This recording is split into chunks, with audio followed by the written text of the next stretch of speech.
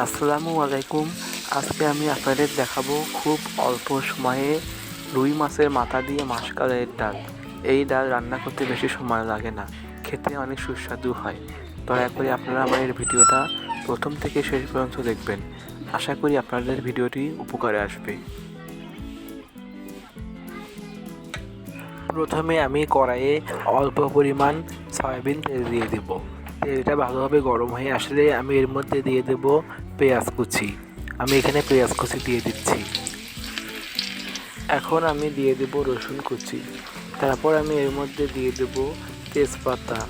এবার আমি পেঁয়াজ রসুনগুলোকে একটু কিছুক্ষণ নেড়ে এর মধ্যে আমি দিয়ে দেব পরিমাণ মতো পাঁচফোড়ন। আমি এখানে পরিমাণ মতো পাঁচফোড়ন দিয়ে দিচ্ছি।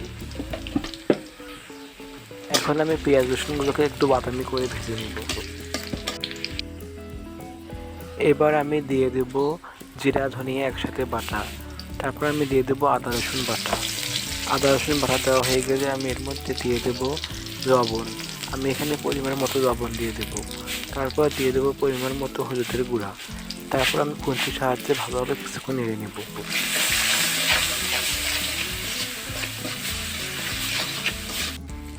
এখন দিয়ে দেব কাঁচামরিচ ফালি।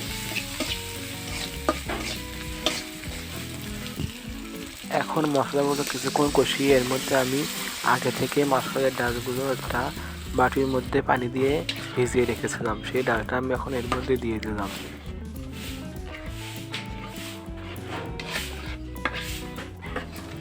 এখন খুন্তি দিয়ে ডালগুলো অনবরত নেড়ে ভালোভাবে কষিয়ে নিয়ে ঘন করে নিতে হবে, ঠিক এমন করে নিতে হবে।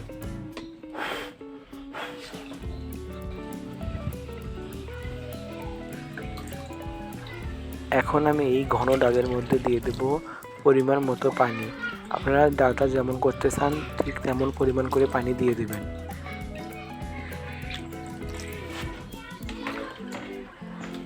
এখন খুন্তির সাহায্যে অনবরত নেড়ে ডালটার সঙ্গে পানিগুলো ভালোভাবে মিশিয়ে নিব।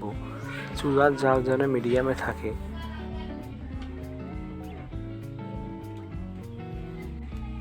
এখন আমি দিয়ে দেব 2টা সাদা এলাচ আর 2টা দারচিনি।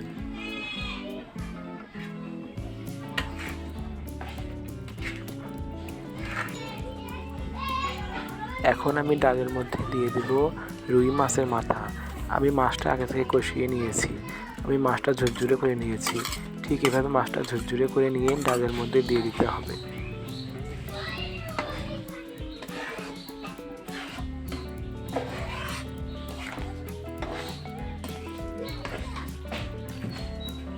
এখন নামানোর আগে আমি ডালের উপরে ধনিয়া পাতা ছড়িয়ে দেব।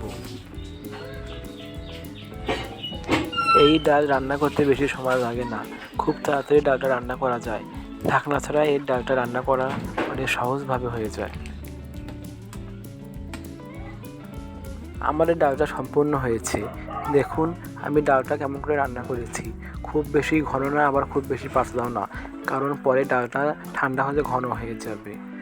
আজকে এই পর্যন্তই। সবাই ভালো থাকবেন আর দয়া করে আমার চ্যানেলটি সাবস্ক্রাইব করতে ভুলবেন না। ধন্যবাদ সবাইকে।